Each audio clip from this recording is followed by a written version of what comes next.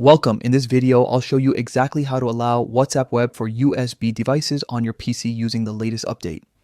If you've been trying to connect your phone or use external devices with WhatsApp Web, this simple setting change will fix it. Let's get started. First, open your browser and go to WhatsApp Web.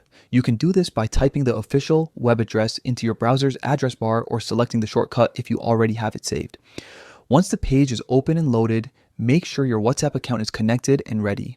Now, look right next to the web address at the top of your screen. You'll notice a small lock icon or site information icon. Click on it. This will open a new section where you can adjust several site-related options.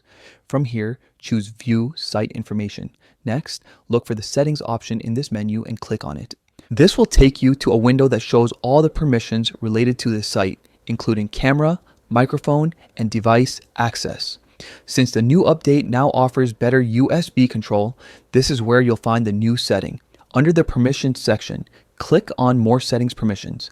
This will open a list where you can see all available permissions in detail. Scroll until you find USB devices.